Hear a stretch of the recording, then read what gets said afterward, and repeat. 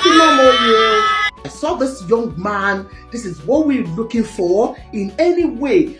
Ẹni tó bá fẹ́ jọba, kó jọ ọmọdé tó lè mú development wọ ìlú. Ẹ ti understand? Okay. Mo bá rí wọ́n ní meet Prince Abimbola Onabanjo of Ijebu land.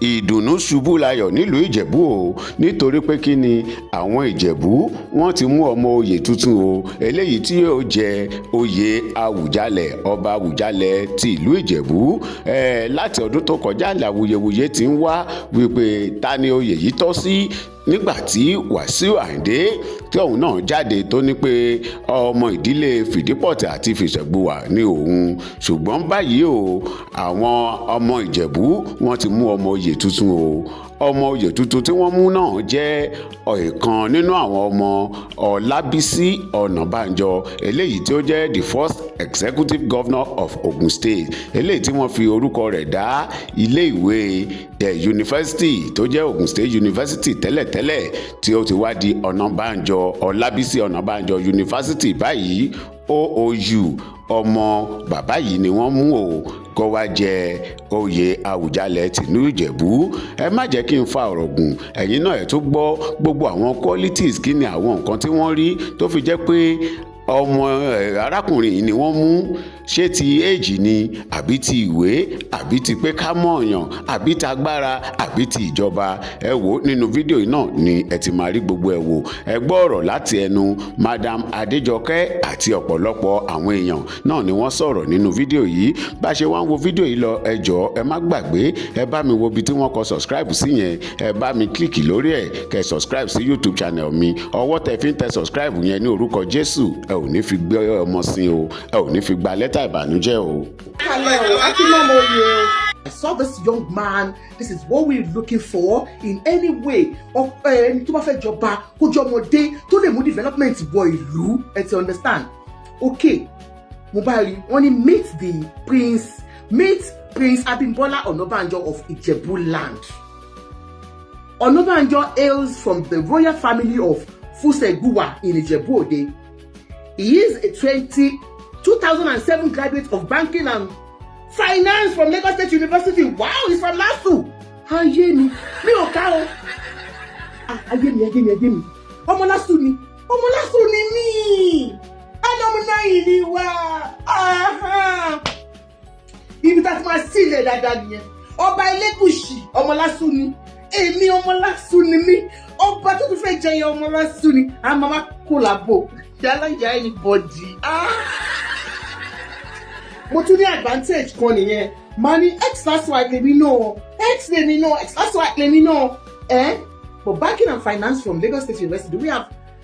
I don't know if there's banking and finance now, but we didn't have banking and finance. I don't know. We didn't. I don't.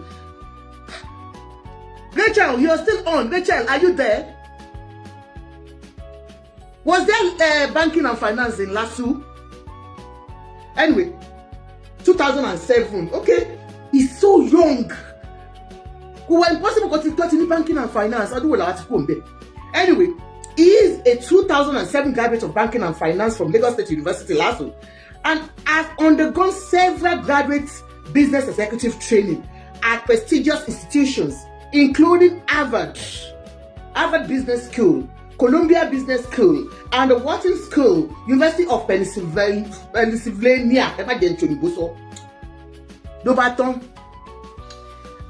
Abimbola Dam. Thank you, ma. From being a princess. Kani Ayinde ló jẹ ọba yẹn. Kò yé yín. Kani Ayinde ló jẹ ọba yẹn. Mi bá jẹ́ princess. Òun lè mi ṣe ń polówó aṣọ nígbà yẹn. Ọlọ́run ní mi tí lọ jẹ gbèsè aṣọ lọ́dọ̀ Jùmọ̀kẹ́ tó ń ta aṣọ. Princess ni bá jẹ́. Nísìnyí, mo wá upgrade, màá wá di queen. Ó dẹ̀ máa change òun, ẹ má worry mi ni máa pariwo bíi tọ́ọ̀gì ọmọ ìsàlẹ̀ kó mọ́. Máa tush, ẹ má worry. Tí bá ti di ìyàwó ọba. Àpé ọmọ LASU ni. Bí o tiẹ̀ jẹ́ ọmọ LASU, Abimbola orí oyè lórí ẹ̀ o ti mọ̀. Èmi gan ti mọ̀ látọ̀run wá. Mo ti mọ̀ ìyàwó ẹ ló ń kọrin o mo ti mọ̀ mo mà ti mọ̀ látọ̀run wá mo ti mọ̀ incoming queen of Awujale bẹ́ẹ̀ ni ó ti rí bẹ́ẹ̀ ẹ má worry màá mọ̀ kọ́ta máa ṣe fún popsi tó wà nílé ta ló dé àníjẹ́ bàbá mi mute ẹ bá ti dé okay ó yá popularly known as Prince Abimbola among friends in Ijebu and Lagos, he is a young businessman with close to 20 years of experience. He is the Chief Executive Officer of Cleanstep Holdings, Extol Securities, and KMF Oil and Gas Limited. Don't call me Tuntun the oil and gas. No, I don't want to you got your padà. Èyí tí bàbá mi Ayinde tó ní àrùn sí mi tí wọ́n fún mi lówó kí n bá lọ ṣe shopping ní Harrods. Eléyìí máa fún mi lówó mo bá lọ ṣe shopping Harrods.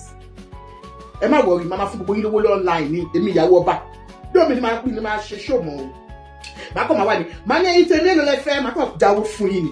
As ìyàwó ọba tó ti yẹ queen. Oil and gas.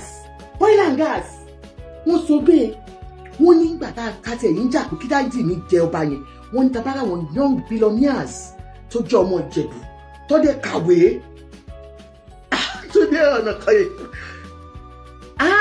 Wọ́n ní tabari honestly that was what people were saying. Wọ́n ní Ìjẹ̀bú people wípé gbogbo àwọn tó ń jáde tá a tẹ̀ wọ́n ní young billionaires that are well read wọ́n náà wà ní Ìjẹ̀bú. Mo ní irọ́ ni ìyẹn àwọn afikún òmù gàrí mi ò believe honestly. Ẹ kàwé ń Ìjẹ̀bú o ọwọ́ ọmọ Èkó àbúkà máa fọ́ gòkè. Àbúkà máa pè tán bíbí sóyè. Mama Shako, diamond mama Lubi nílò gold. Diamond. Okay, jẹ́ máa kà lọ. Beyond his business accomplishments, he is also a philanthropist who has contributed immensely to several charitable projects across Ijebu land in recent years. Few years ago, he reportedly committed 25 million naira to 25 schools across Ijebu as part of his vision for long-term development of the land. 25 million yẹn kéré ọkọ mi. Tábà ti di ọba tán a máa náwó gidi 25 million. Owó tí mama fi ra tí ìnáwó púpọ̀ sí Ìjẹ̀bú. Bóyá maybe one of the numerous táwọn èèyàn kọ síta but when somebody says pé wọ́n lọ 25 million naira to anyway. The young prince had also in the past supported the rehabilitation of road projects in Ijebu, including the Balogun Court, Olusagbola Avenue. Avenue daddy mi nìyẹn, ó tún bá wọn tẹ ọ̀nà yẹn, ó try. Bó ti bá daddy mi tẹ ọ̀nà, máa fẹ́ ó dẹ̀ máa jọba. Okay, Abusalawu Street and section of Oshipiton Road, and there are many community projects like this done from time to time. Well, as the selection and accession process is currently ongoing, I pray that the family heads in choosing among the eligible prince will do the needful. But what you find? Tó lè mú mi fẹ́ kó lé ọkọ nítorí ẹ̀. Ẹ mọ̀ pé tí wọ́n bá lọ jọba ń sìn, ọkọ mi kàn máa lé mi dànù ní mi ìnirẹ́ ní fẹ́ mi. Èmi bá bá mi torí mo ti lọ fẹ́ mi já wáyà. Okay. So we are still praying that the family, will choose him, but he's one of those that are there now. Tí wọ́n tó fẹ́ present. Wọ́n ní 60 of them at the moment. 60 princes ni wọ́n sọ pé wọ́n àwọn káwọn di Awujale. And it's only one person. Ṣé èèyàn mẹ́fà ń jọba ni? Èèyàn méjì kan ò lè jọba, èèyàn mẹ́ta ò lè jọba. Ọba Awujale èèyàn kan náà ni. Ó ti yé yín. So one of them will be, and I think this is one of those that people were looking at. Pé ó yìí kéré ó dẹ̀ ṣe dáadáa fún ìlú. Ṣé you understand? Oh, he's cute, honestly. So ó dẹ̀ ṣe dáadáa fún ìlú. And apart from look pé, he's well read. Apart from that, he's been doing very well for the community. Like I've always said it to most of you. Ẹlòmíì lọ kọ́lé sí ìlú torí nǹkan tó fẹ́ ṣe ń bẹ̀ ni. A lọ kọ́lé ńlá sí ìlú ẹ̀ tó kọ́ lówó mọ̀ pé lọ́la àwọn fẹ́ jọba àwọn fẹ́ ní àwọn fẹ́ ṣe position kan politically. A wá lọ síbẹ̀ a máa lọ ṣe kan kékèké. Ẹlòmíì naturally they are not charitable in hearts. Honestly, this is one of those things that we have to learn from. What are you doing to your community as, a rich person, whichever way, as a wealthy person? Anyway, a few weeks ago, I wrote about another prince, Dr. Adekunle Azan. That's the one, so a 75-year-old doctor. That is the one, Balógun Èkó sọ pé kò jẹ́ kán jẹ ọba torí àbúrò wọn ti jẹ ọba ń bì kan àti pé wọn kì í ṣọmọ ìlú ibẹ̀ yẹn gangan. So I don't know nǹkan tó story yẹn. Many reactions suggested that the people would prefer the next Awujale to be a young man rather than an elderly man. Whatever the reason may be, I hope this charming Prince Abimbola satisfies that wish. This charming Prince Abimbola, your queen to be, saying I wish you all the best. Oh, I shoot. Anyway, my foremost concern is somebody that wrote this and I copied. My foremost concern is fairness in the process, and that only the legitimate and rightful ruling house, as recognized in the Gazette, should be allowed to produce the next king, and not Ganusi from any corner.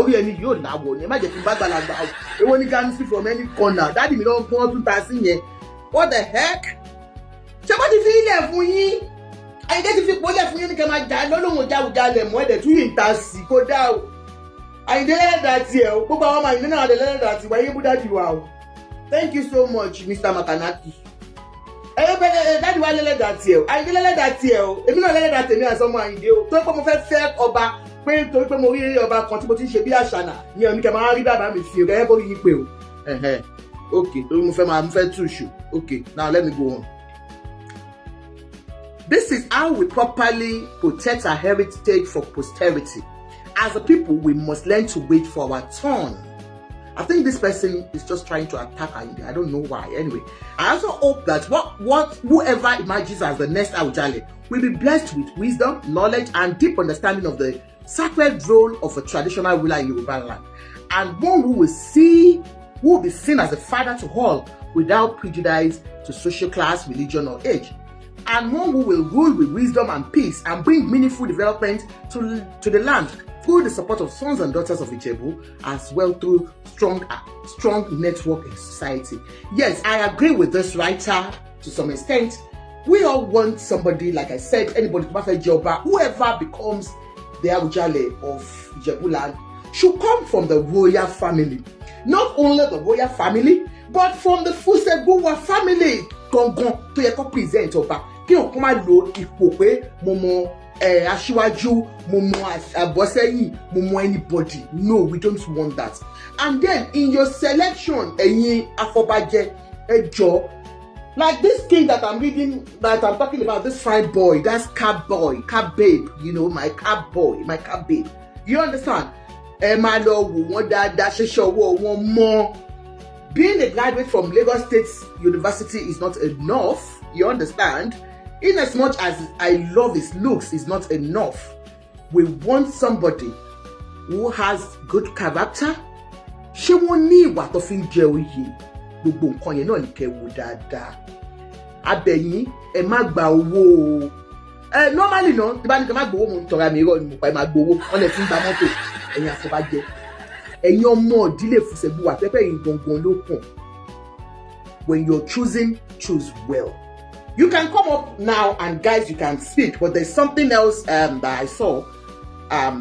Like you see that we have started posting him as the next Awujale. Definitely, we saw this and we feel like he's looking good. He looks good. He's got, you know, nice profile. Let's push him out there.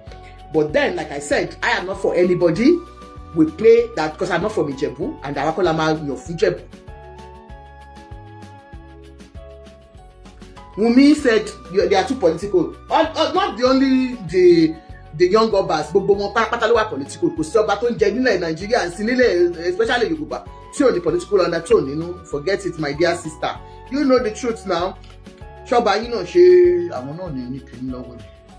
Anyway, àwọn Fusegbuwa ti wá fix the time nísìnyí because the governor has written them.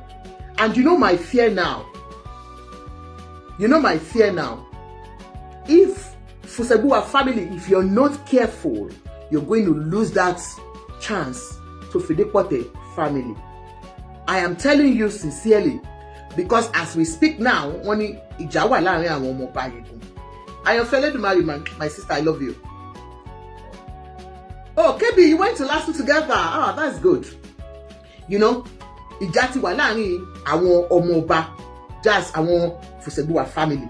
And to me, I just believe that you guys, you know what you have gone through. If, because Enunyoko, one know your confidence láti delay me láti wá, the same thing will still happen because nísìn bàbá mi ṣe báyìí ó fọwọ́ lẹ́rán owó yìí nígbà tí ẹnu yín ò bá kò. At the end of the day, the next ruling house wọn á gbé lọ́ba, which is fìdípọ̀ tẹ̀mọ́lẹ̀. Tí ẹ bá tètè mọ ọmọ oyè, tẹ́ ẹ bá present ọmọ oyè, tẹnu yín ò bá kò, tẹ́ bá ń jà, wọ́n máa gbé kúrò lọ́dọ̀ yín. Thank you so much Àyànfẹ́. Wọ́n á gbé kúrò lọ́dọ̀ yín, wọ́n á gbé lọ sí ọ̀dọ̀ àwọn fìdípọ̀ tẹ̀mọ́lẹ̀. There and then, dádì mi Ayinde, wọ́n á lẹ́nu ń bẹ̀ ń gbà yẹn o, or any other person. But I don't see K1 trying to come back, honestly, because mo kàn believe pé bóyá àwọn kan wò pé káwọn náà wò pé yes, I'm entitled to this. But when you look at it in the long run, kò lè pay àwọn gan. It makes billions daily, honestly. Ayinde makes millions like mad. And aside from that, I don't see him as being somebody that's ready to retire anytime soon. Because going back to bá lọ jókòó sínú palace yẹn, tó yẹ pé businessman ó lè máa ṣe business lọ, oil and gas lè máa ṣe business yẹn lọ, kíní kan. But as a musician, he cannot come and start singing. So I don't see him coming back to even struggle for this. And with the shit that has gone through all this, I don't see him coming out again for this. But ẹ̀yin ọba tó kàn, mọ́mí àǹtí mi Jọkẹ́ Àkàndé ẹ̀ka lẹ́mà ṣẹ́wà ókè mà, ẹ̀yin tó kàn wọ́n ní ẹ̀yin ń jà, mo fẹ́ bẹ̀ yín lórúkọ Ọlọ́run ọba. Because tẹ́ bá jà, tẹ́ bá fún àwọn ará ìta láyè, wọ́n máa gbé kúrò lọ́dọ̀ yín, wọ́n á gbé lọ sọ́dọ̀ àwọn ẹlòmíì. It's understand.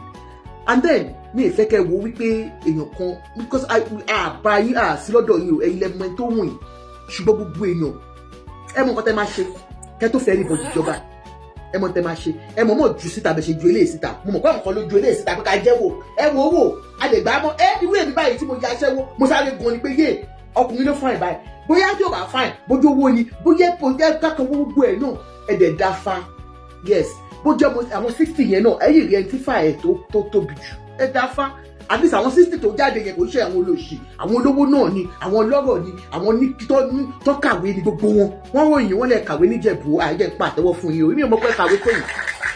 Wọ́n lè gbogbo wọn báyìí wọ́n kàwé lọ ṣe. So please hold on to your culture very well and do it well. Anyway, Monday, January 12, 2026 for the comment. Okay, the Fusegbuwa ruling house of Ijebu has fixed Monday 12th, 2026 for the commencement of the selection process to fill the vacant stool of Awujale.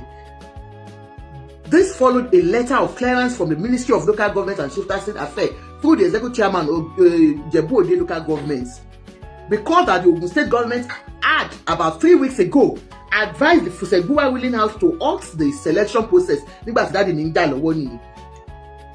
of the new paramount ruler of Ijebuland, having identified a procedural error that could encourage a floodgate of litigation.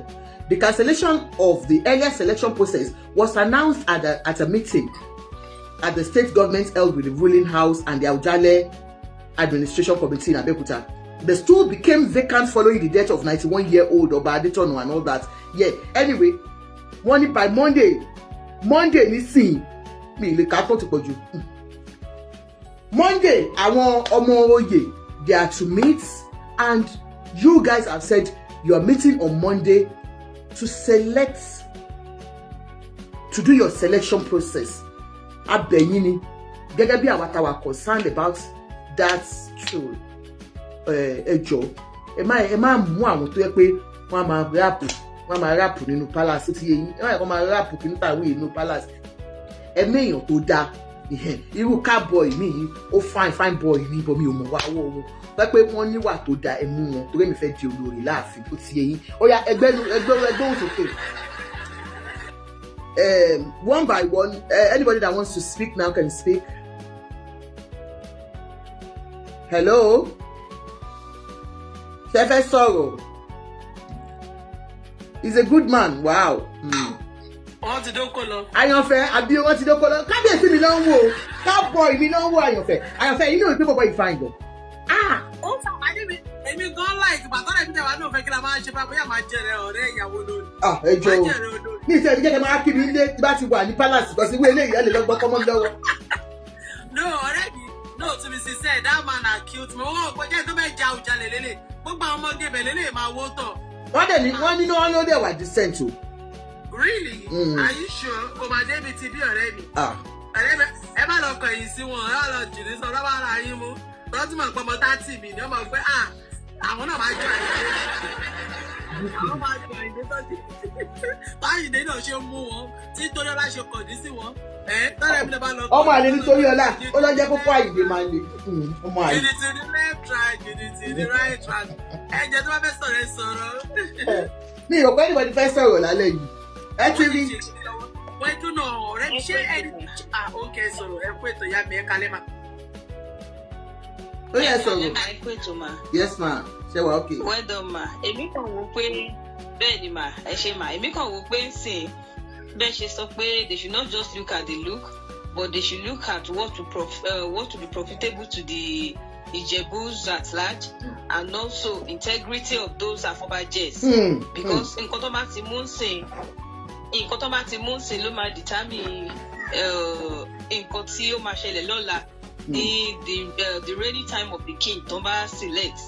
Ẹ mọ̀ pé they have a lot to do now and a lot tó ní láti ṣe yẹn ni pé ọkàn jẹ́ kí ifá sọ̀rọ̀ kó má jẹ́ kí owó àbí selfishness tí wọn kó sọ̀rọ̀.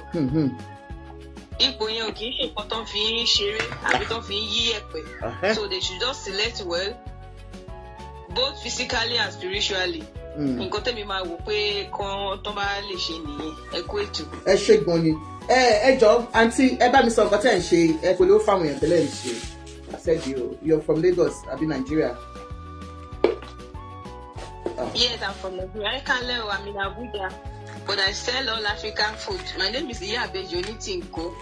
I sell all African foods, which is goat meat, ram meat, cow, all African foods, vegetable, all dry ones, edible that you want, and those are well prepared hygienically. And tinko yemi from minimum den she. Whether you want cow tinko, you want ram, you want goat meat, well dried, and I deliver to anywhere you are. In UK, in diaspora, I deliver to anywhere. Guys, UK doorstep delivery wa. Kò dẹ̀ sí package tẹ́ fẹ́. Ẹ̀yẹ ṣáà sọ pé nǹkan báyìí lẹ fẹ́, Iyabeji will deliver it to your doorstep in UK. And we are scam free zone. Whatever you order from us is what you will get. And value for your money. Not just that you patronize us, you will get value for every penny tẹ́ bá fi rajà lọ́dọ̀ wa. And which is the best. So I'm patronizing us will make your cooking easy. Anytime, any day you can cook. You can sort your pot affairs out. I say go now Abuja the location me, but I deliver to anywhere. Thank you so much. So please help me to follow her. That's her profile there, Iyabeji Onitinko. If you have anything that you do that you want us to advertise for you, we do that. So please follow her, please, and I'm sure you will not regret it. Wọ́n sọ fún mi àwọn èèyàn tó mọ̀ wọ́n sọ pé àwọn tí ń ta àtẹ̀kọ́ ti pẹ́ wọ́n ta all African food. You can follow her and then you can get something out of her.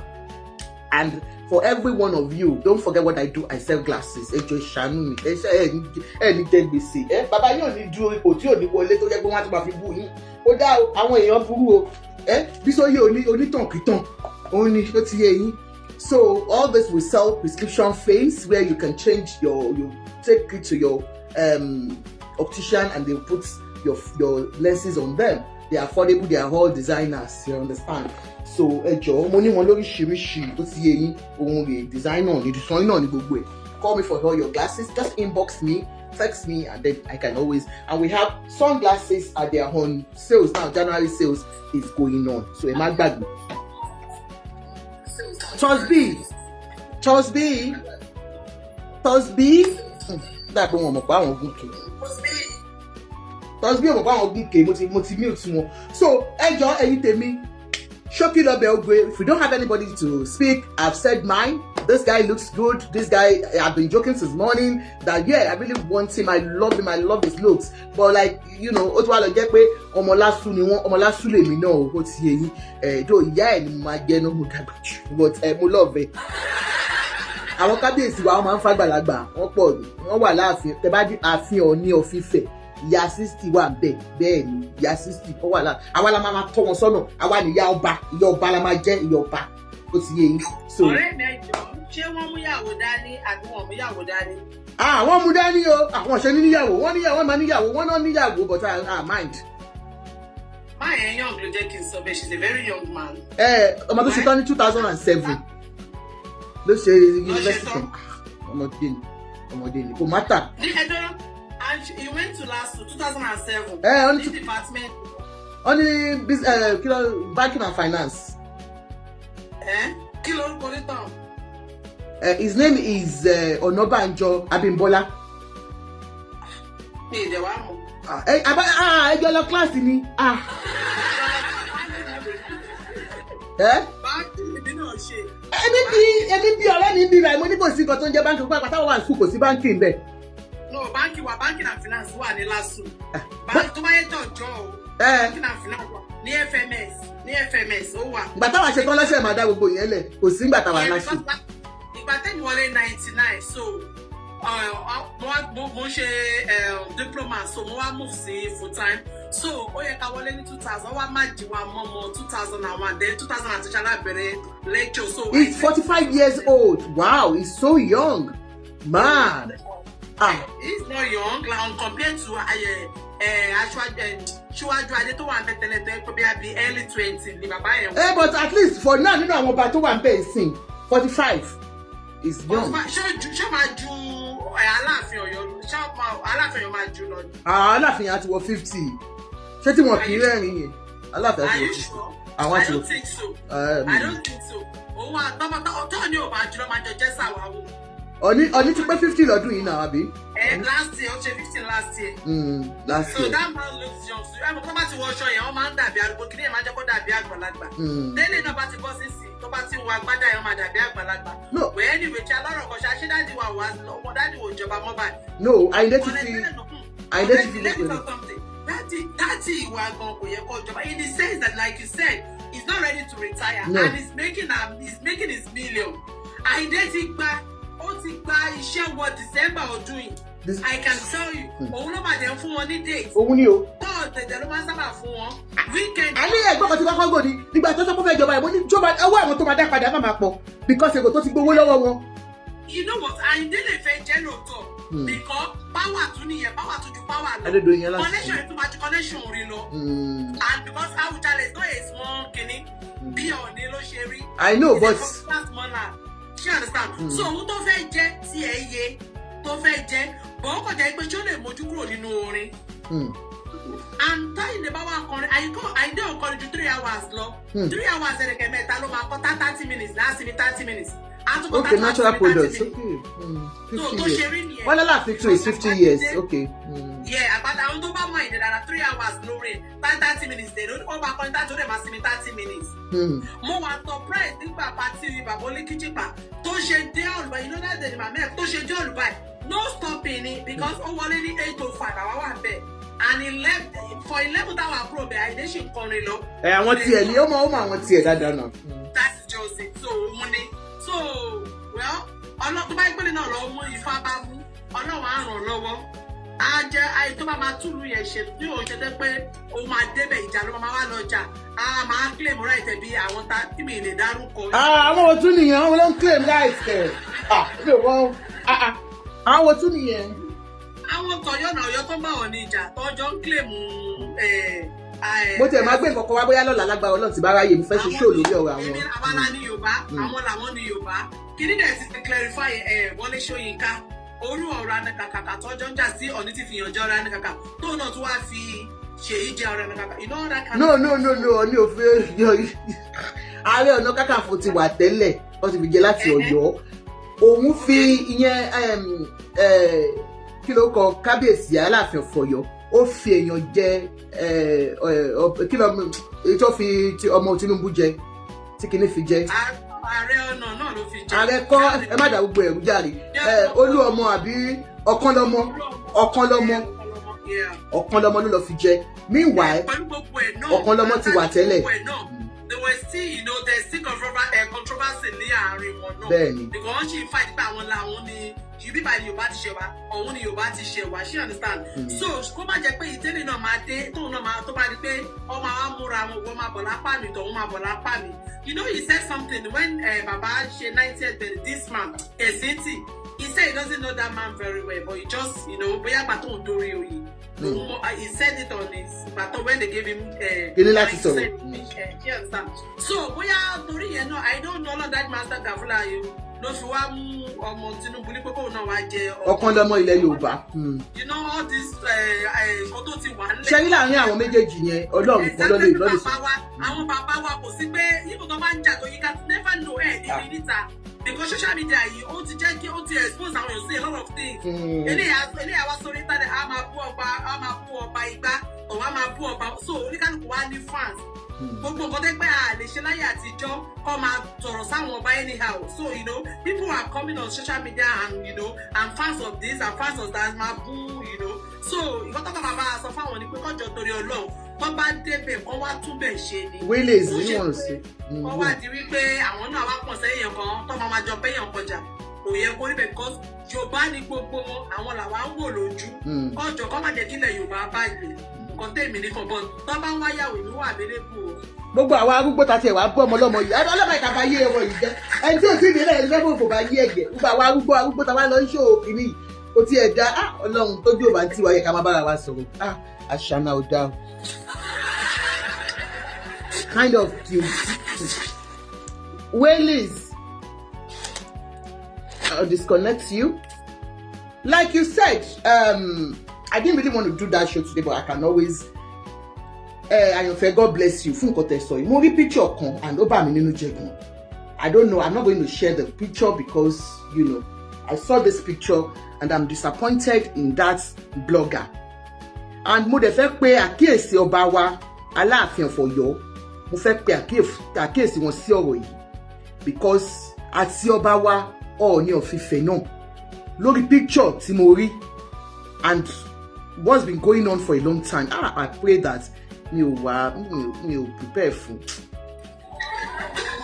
Mo rí picture twins Joe.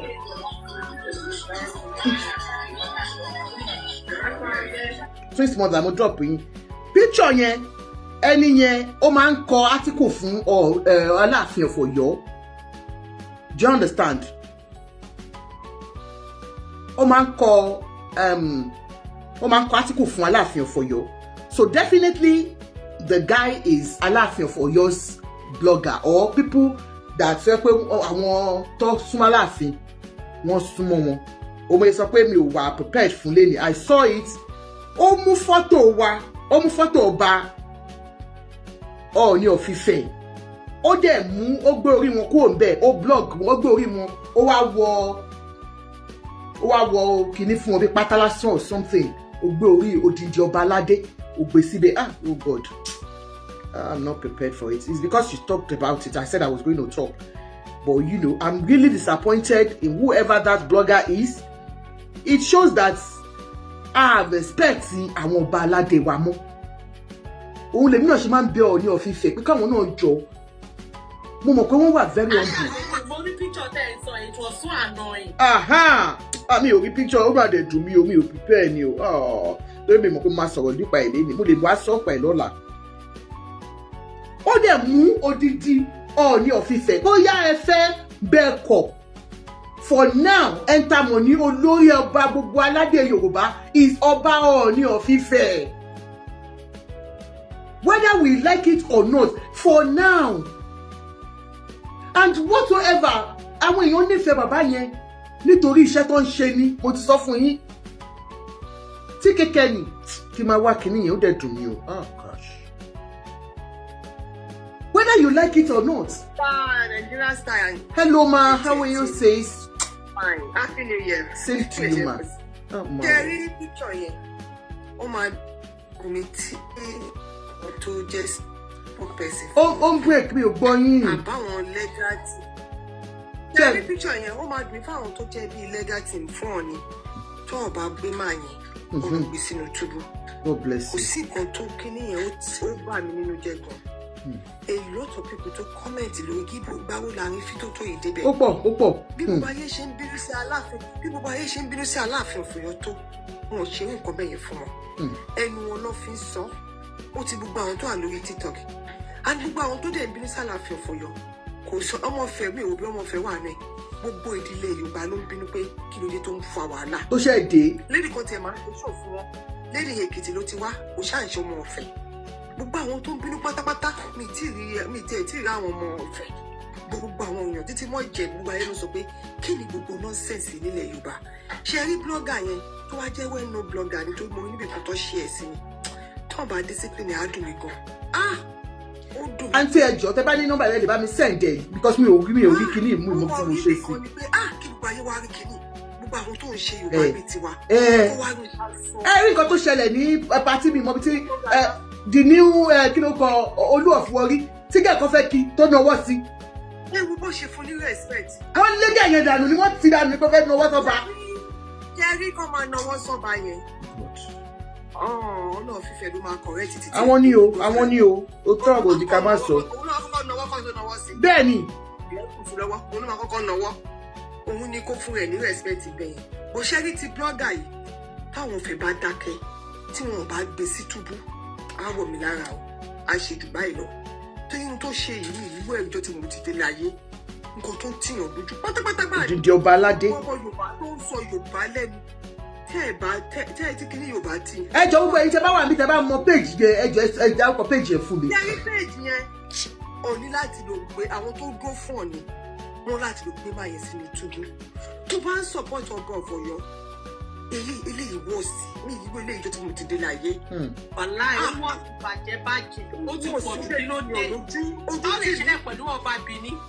ojú tètè mi gan ni pé kí lélẹ̀ jíde ọba wa lélẹ̀ mo wá kù sáwọn tó dúró fún ọ ní lọ́wọ́ o tó jẹ́ legal team o tó ọba lè gbé bọ̀bọ̀ yẹn èmi ò gbé eléyìí kò gbóré èèyàn sórí nǹkan tó ṣe.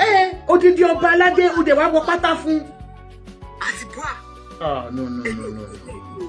ó ti di ọba ọ̀nà fífẹ́ ọkọ sáwọn legal team ní lọ́wọ́ tó ọba lè lọ gbé kóòtù sínú túbú. kẹ́lẹ́ tó bọ́ ọba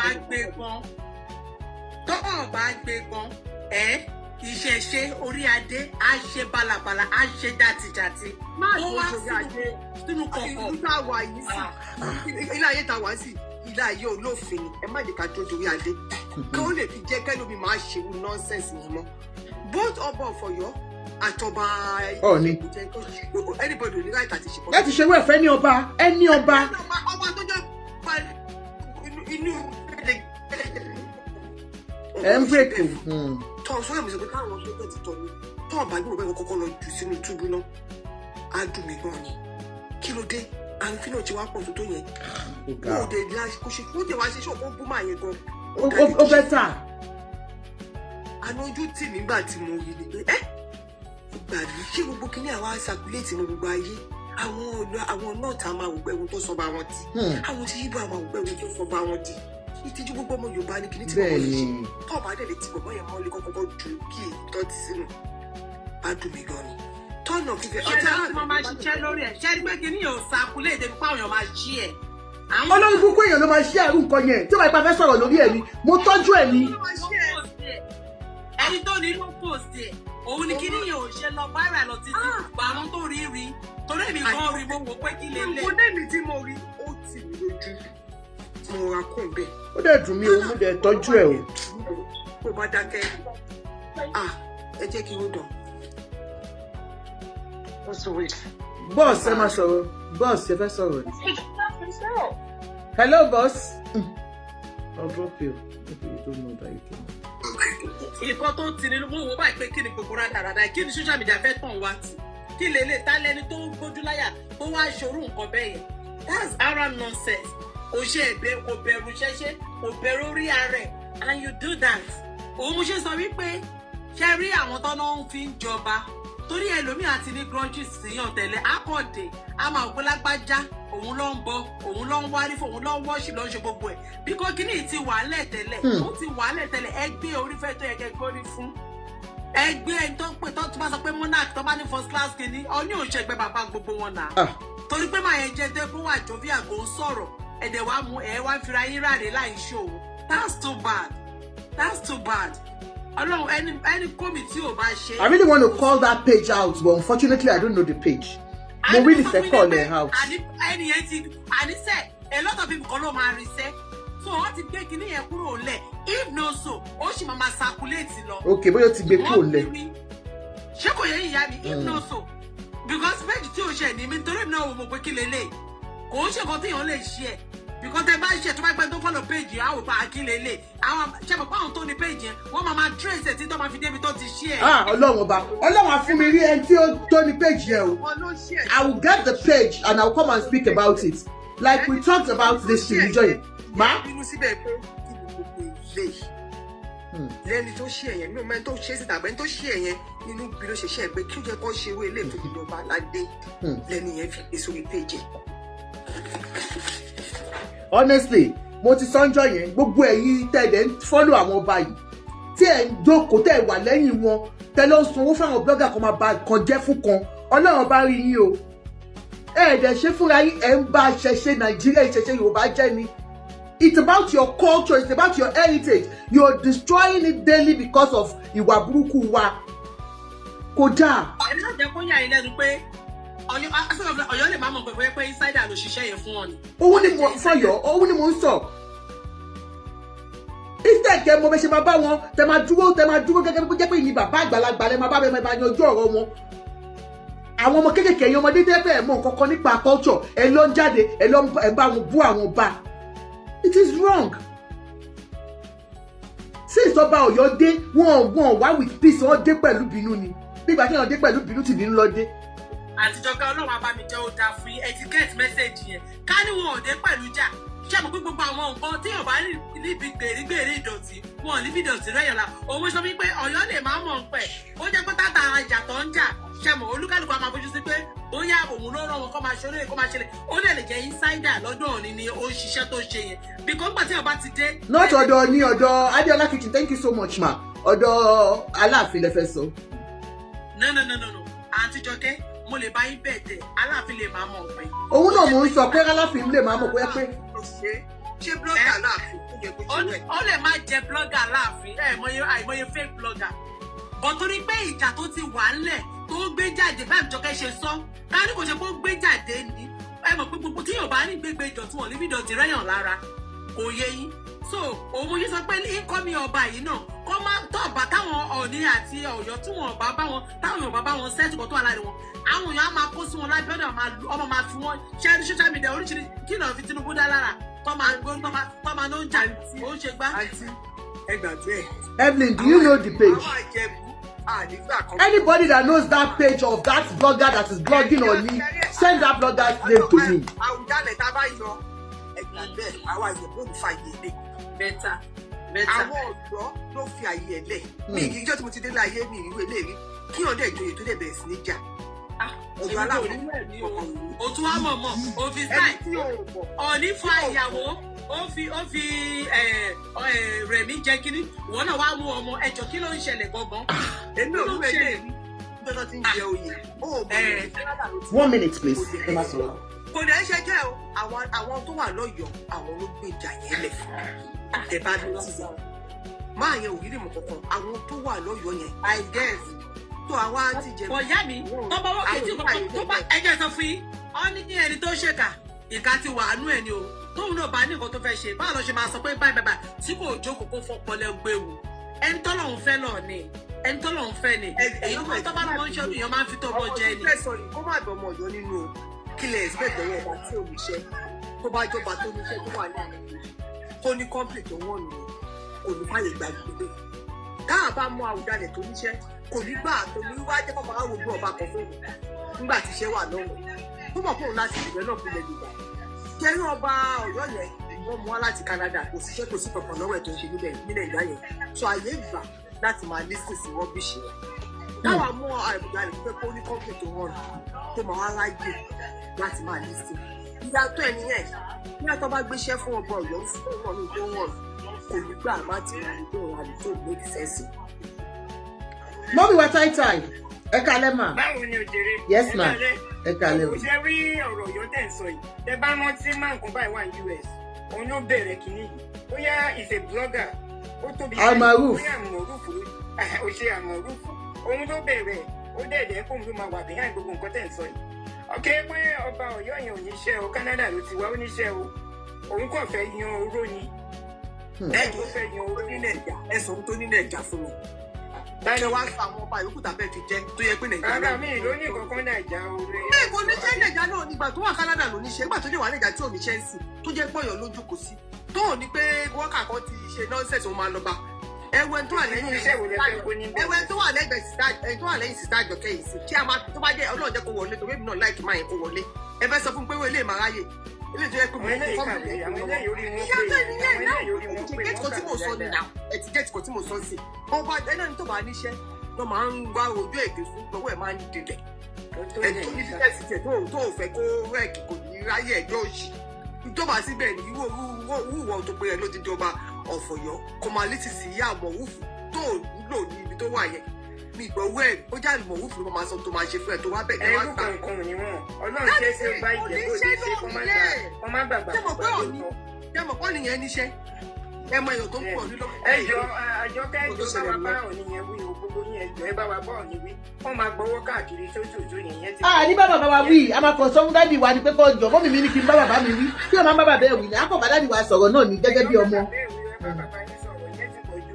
gbogbo àwọn onídìí ńláńlá yẹn tó wà lọ́ọ̀kan ó máa ju ìkẹrẹ sí wọn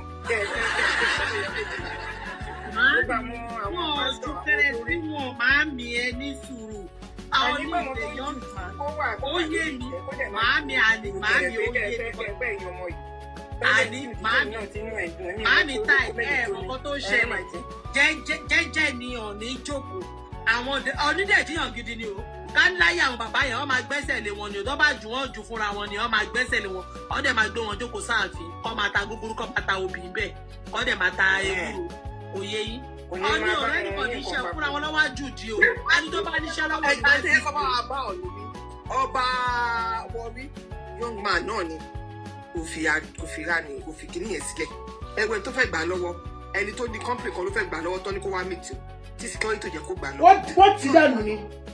kí ọ̀nà wa náà ṣe òun kò náwó yẹn òun kò náwó kí security tó gbọ́ òun kò ṣe handshake rárá kí security tó gbọ́ owó ẹ̀ dànù. òun ní prestige fúnra rẹ̀ ni ọkùnrin yẹn ní prestige a mọ̀ pé eléyìí ó ti pọ̀ jù ó ti pọ̀ jù ó ti pọ̀ jù kọ́kọ́ láìkẹ́. ìyàwó ẹ̀ kan bí ìyàwó ẹ̀ gan ṣe kárí rẹ̀ ẹ ti mọ̀ pé ọmọ yẹn ilé ọlá ló dẹ̀ kú ipò ọlá ló wà ìyàwó ẹ̀ gan wọ́n ti sọ nǹkan tó mìíní fún ìyẹn tẹ́lẹ̀ kọ́ dẹ̀ máa gbowó kiri kọ́ dẹ̀ máa ti pàtí gbogbo ẹ̀ kí gbogbo wọn máa dẹ̀ ṣe rọ́ndọ̀rọ̀ndọ̀n ìyẹn ti pọ̀ jù àtàwọn ìyá alájẹ àtàwọn ìyá oníṣọ́ọ̀ṣì gbogbo wọn máa ṣe kòkẹrẹ yẹn ti pọ̀ jù náà lóòótọ́ mi láìpẹ́. ẹ wò wọ́n gbá lédi yẹn lọ́wọ́ ni òun ni fídíò ẹ̀ ló go viral yìí wọ́n gbá lédi yẹn lọ́wọ́ ni ó fẹ́ ṣèkì ọba Wọrí olú of Wọrí ó gbá lọ́wọ́ dànù ni ẹ wò ó gbá lọ́wọ́ dànù ni. àwọn ní tradition ọlọ́run á jẹ́ kí ọlọ́run tó bá yẹ ẹni tó bá gbà á takọ tó bá lọ gbà ánú lé ńkọ́ ṣẹ́ṣọ́ pé kò lọ gbà ánú lé àǹtá Àjọkẹ́. ẹ bọ̀ yẹn yàtọ̀ ẹ̀ tí ò understand nǹkan tá à ń ṣe aláṣẹ ẹ má jókòó pẹ̀lú kínní ọ̀rọ̀ pé yàn ń gbẹ̀yìn láti inú ilé ìjà fún gbàtọ́ ọmọdún kan nínú ilé. ẹ tí ò understand nǹkan tá à ń sọ ẹ má jẹ́ ká jókòó pẹ̀lú nǹkan tá à ń sọ yìí it's a very serious matter. very serious matter kò rẹ̀ ó respect rẹ̀ ní. ó máa rẹ̀ because ẹni ohun gan hàn bí kò lọ but kábíyèsí wa ò ní àwọn wà too open ó ti wà too free jù it's too accessible that's the truth it's too accessible. nǹkan tó ń bẹ̀ sọ nìyẹn too much familiarity bring indulgence ó yẹ kó mọ̀ yẹn it's getting too much àkọ́nà kó mọ̀ ọ́ ṣe ó tètè ya mọ́wọ́ ẹ̀ sáà kínní tó ti pọ̀ jù. àwọn pa wọn náà ti ń gbọ́ àtàwọn blọ́gà àwọn wọn ò ní ṣe bẹ́ẹ̀ mọ́. Ọlọ́run dáàdì mi kábíyèsí ọ̀nì mo máa bá yín jà o I love you too much but ẹ má máa nọwọ́ ìjọ owó yín máa ti kí ló dé ọwọ́ yín má lè ṣe ẹ bá sáré nọwọ́ ẹ má nọwọ́ mọ́ o. ọ̀rẹ́ mi bàbá mélòó lọ́rẹ́ mi dáàdì mi Awujale dáàdì mi Ayinde wá sí ìró wáyà o ẹjọ. ọmọ gbogbo ayé ni Àjọkẹ́ mi ọmọ dédédé. ọmọ tẹ bá lọ sọ̀rọ̀ 30 mi jòjò ọ̀rẹ́ mi tó bá há yín mú ọmọ àwòkọ́ tó ń pẹ́ ìdápadà gbọ́dọ̀ ṣe ní bí.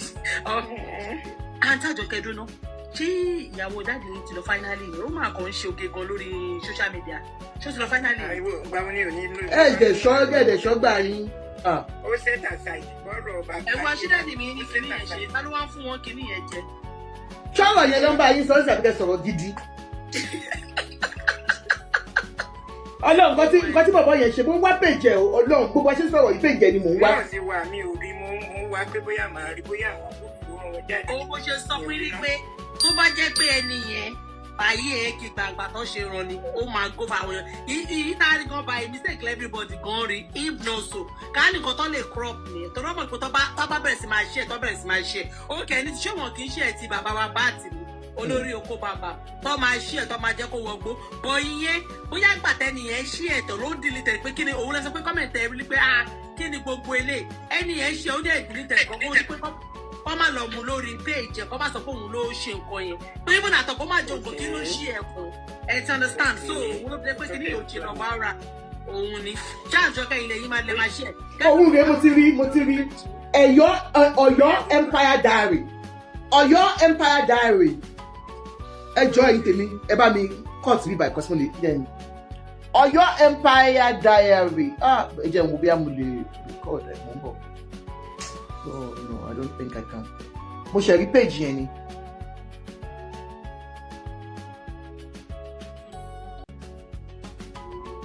Ọ̀yọ́ Empire Diary. Ẹ jẹ́ kí n wá orúkọ ọmọ gangan Ọ̀yọ́ Empire Diary. Èèyàn kan ló share. Ẹni yẹn náà ó ní shame on Ọ̀yọ́ Empire Diary. 4 days ago.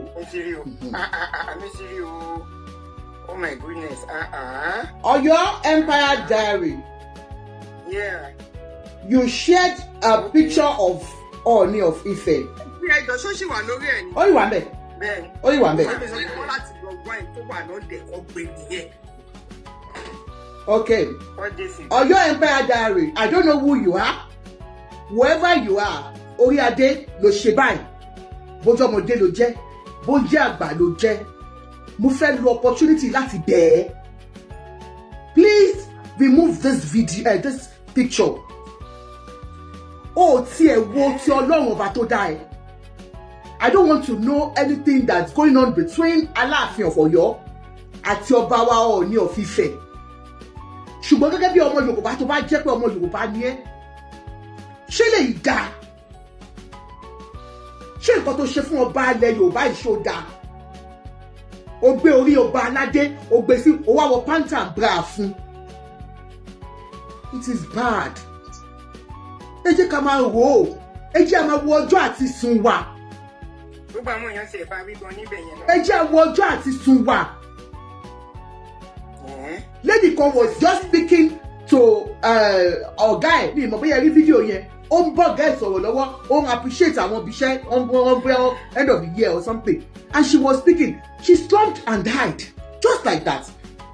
A Muslim woman tó borí ni kò yẹ kó bóyá ó ń jó lọ́wọ́. I saw it. Yeah, I saw it. Èèyàn ní Orwell Adémọ́lá tó ẹ pé ó kọrin tó wà ìgbà Ọlọ́run ò ní jẹ́ kí ní àyè rẹ́yìn òun ló máa rẹ́yìn ìjọ yẹn gangan ló bọ́jọ́ lọ. Kò sẹ́ni tó mọ̀ ọ̀gbà àti àkókò tá a máa lọ. Ẹ má jẹ́ ká ti torí owó kẹ́ máa bà yí ara yín jẹ́ kẹ́ máa bọjọ́ ọ̀la àwọn ọmọ yín jẹ́. I don't know Ọọ̀ni of Ife, and I've always spoken about bá ṣe máa ń ṣe àwọn ọba wa kò dáa. Kí ni ìdú mi to bone marrow bí gbàtẹ́ pé kí n rí àwọn tó mọ̀ Ọọ̀ni gangan because I don't know him. Whoever is in charge of this blog, I beg you, remove it.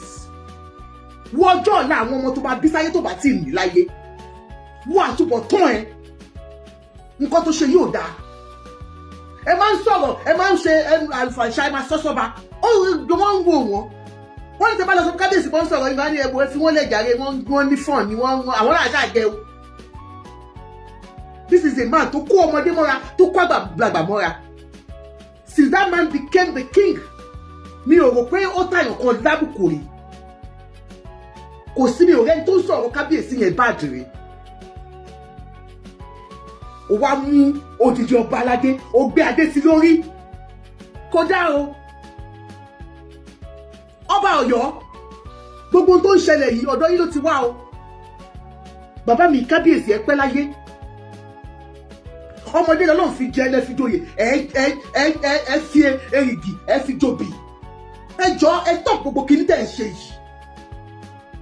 If you feel you have anybody that's close to you tó ń ṣe rádaràda tó ń ṣòṣì ẹ bá wọn sọ̀rọ̀ eléyìí wrong. ọba olú ọ̀fun orí ọmọ kan fẹ́ gbà lọ́wọ́ ok ẹ mọ̀ kan tó ṣẹlẹ̀ sí Ọbaṣẹ́kì tó lọ tó jẹ́ pé renowned writer tó lọ sí ìlú wọn tó já sí hòhò nítorí pé ó pe ọba àtọpàhé èdè ọtọpàhé instead of ọba ọtọpàhé. àwọn tó mọ dó èèyàn máa ní that is barbaric èèyàn máa ṣe but because of the way wọ́n ṣe mú culture wọn bọ̀ àwọn máa mú culture tiwa ilẹ̀ Yorùbá àti sọ́ di rádaràdá àti sọ́ di rọ́dọ̀rọ̀dọ̀ ọmọdé á sọ̀rọ̀ búkú sọ́ba ọba àgbàlagbà á sọ̀rọ̀ búkú sọ́ba ẹ̀yin ọba gan ẹ̀ jẹ́ kọ́ ẹ̀ fún wa lọ́rọ̀ sọ. This is not nice. It is bad. Ẹ jẹ́ kọ́ rò pé àti ẹ̀wà ní culture mọ́ nílẹ̀ Yorùbá. Àwọn alálẹ̀ náà kì í lọ wò báyìí. This is wrong. Tí èyí bá ṣe báyìí fọba yín ẹ rò pé àwọn àjòjì wọ́n lè tọ́ba yín ṣe ni ẹ lè rí ọba Haúsá kọ́ ṣe yamayama báyìí ọba Ìgbò wo lẹ rí kọ́ ṣe yamayama báyìí ẹ dẹ̀ pé ayé ní ẹ pé blog yín ní Ọ̀yọ́ Empire Diary you are a shame.